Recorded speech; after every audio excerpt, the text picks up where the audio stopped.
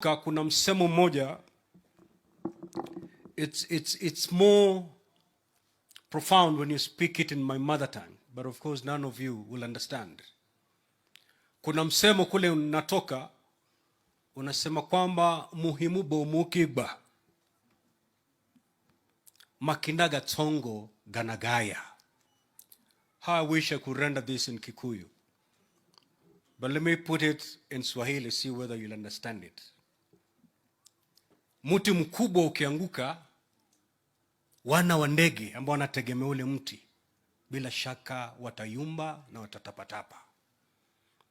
So to the family, we know Mzee Maigo ndalikuwa mgumo, ndalikuwa ule mti mkubwa anashikilia familia hii, na kuanguka kwake bila shaka this family will never be the same again.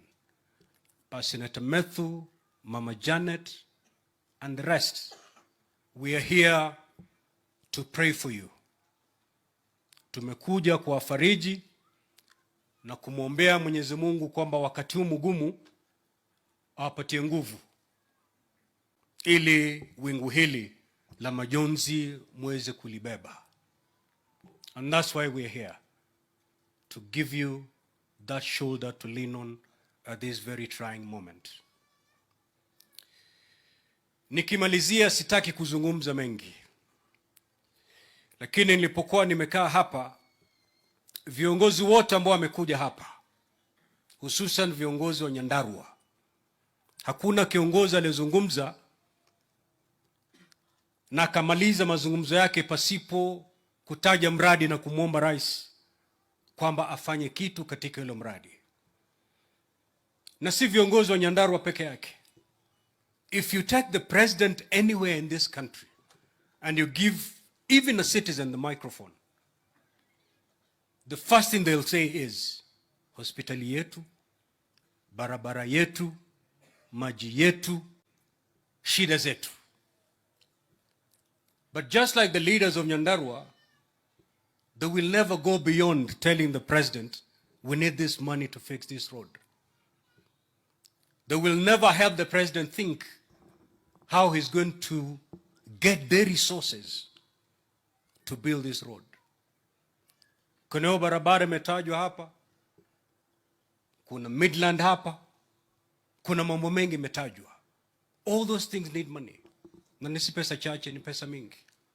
But nobody bothers to help the president, even in thinking how he's going to gate or marshal those resources so that that road can be fixed, so that this industry that has collapsed, Midland, can be revived. Nobody helps the president. But I want to tell people in Nyandarua and Kenyans, wherever they are, this country will not be built by His Excellency the President. It is upon you and I to build this country using our own sweat. In other words, our taxes. The road that has been talked about here will be built if we pay our taxes. There's no other place the president can get money. The only other place the president will get his money to build this road is when he goes to the international market and asks for a loan. But I want to tell you, a loan is a postponed tax, because ultimately it must be paid. And it's not going to be paid by the president, it is going to be paid by you and I. It's a tax.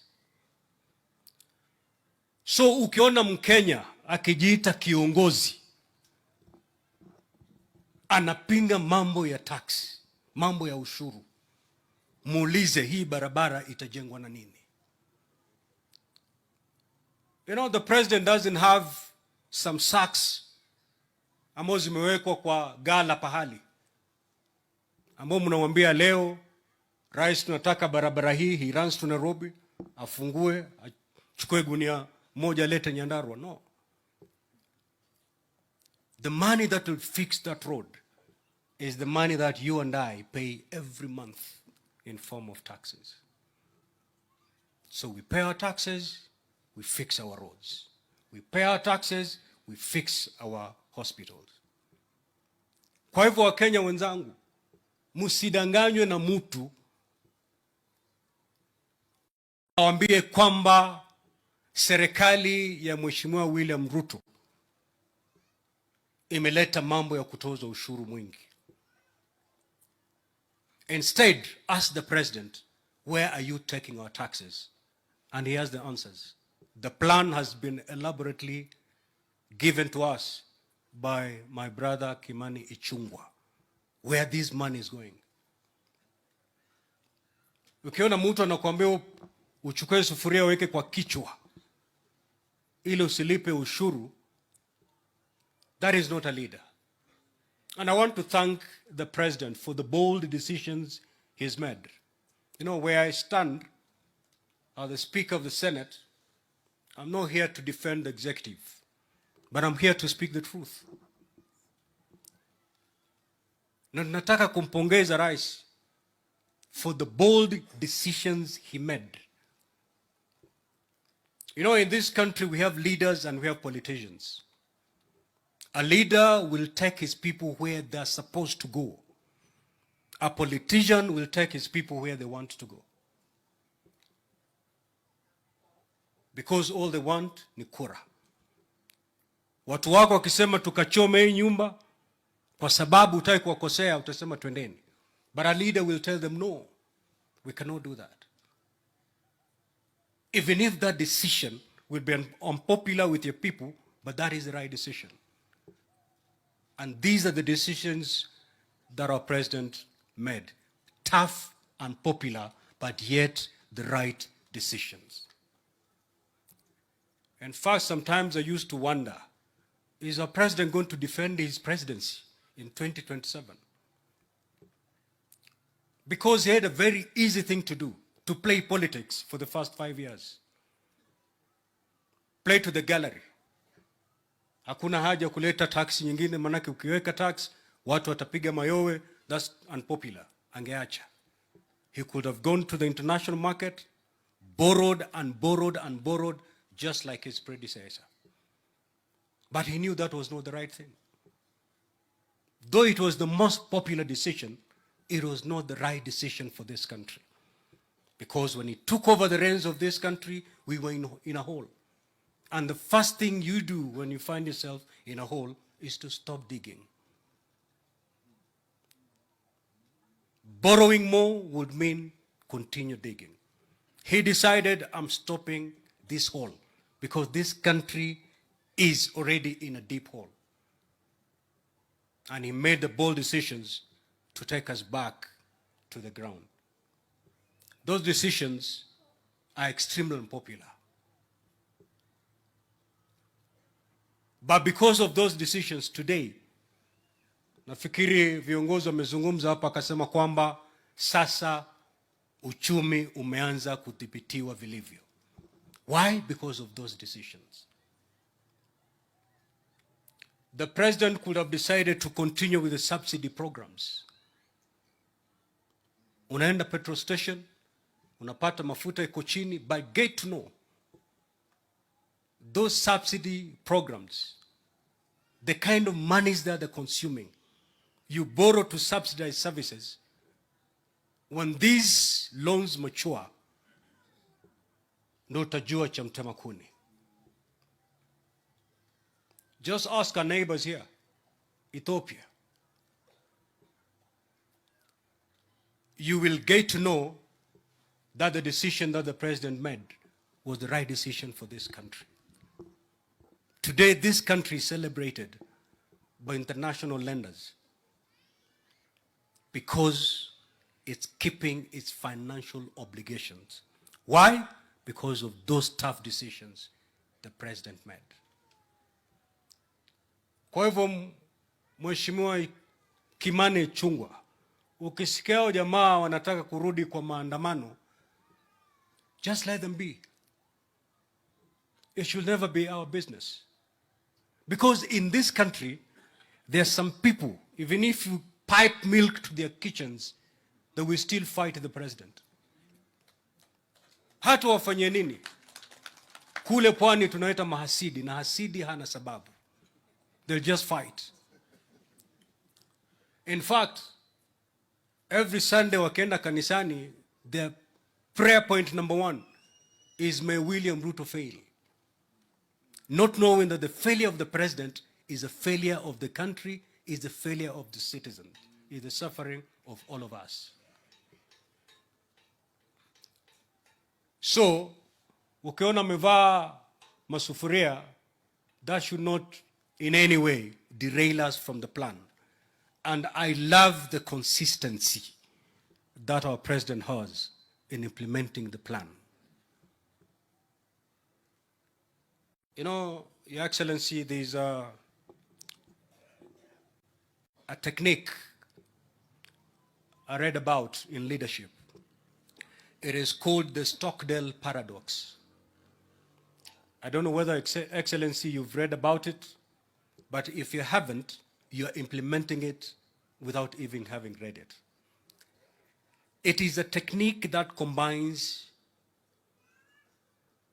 the brutal acknowledging of tough challenges facing you, the reality of today,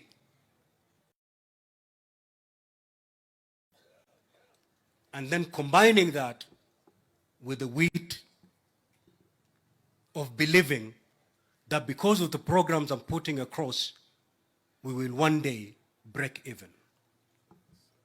Your Excellency, when you took over the reins of this country, leadership, the facts, the challenges that were facing you, we knew it will take maybe even 10 years to move from where we are.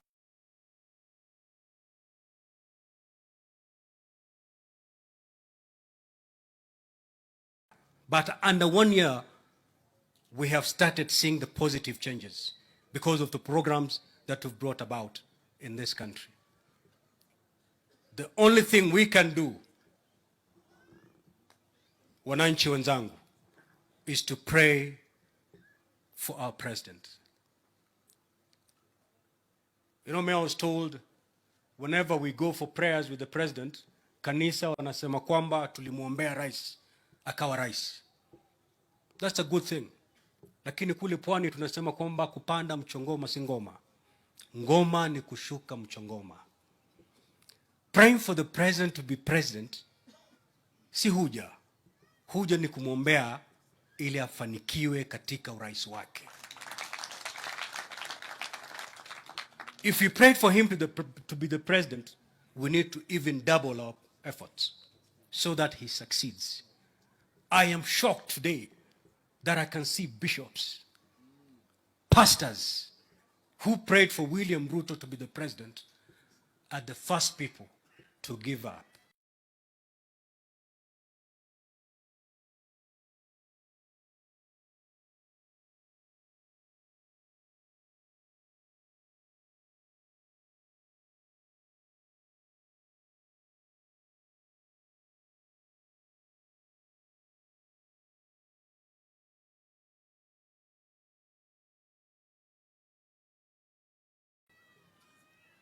Hapongezi wakati anatibu jipu. Because wakati anatibu lile jipu, hata kofi anapigwa. It is so painful squeezing a boil. And unless you squeeze it, it will never heal. But the process is extremely painful. That is exactly what Dr. William Ruto is doing, squeezing the boil. Kenyans, we are going to feel the pain. True, hata mimi, I'm feeling the pain. Nana anasherekea kulipa ushuru? Hakuna. But that is the only way to get the boy healed. So let's go through this short-term pain for long-term prosperity of this country. And that's why we need to pray for our leader so that he implements fully that plan. Back to the family, Methu, your siblings, Mama Janet, sote tumekuja hapa na leo tunakuombea Mwenyezi Mungu airehemu roho ya mwenda zake pahala pema peponi. Asanteni. Aya. You know, I used to think I knew people who speak the truth, nothing but the truth, so help me God. Because every time, as a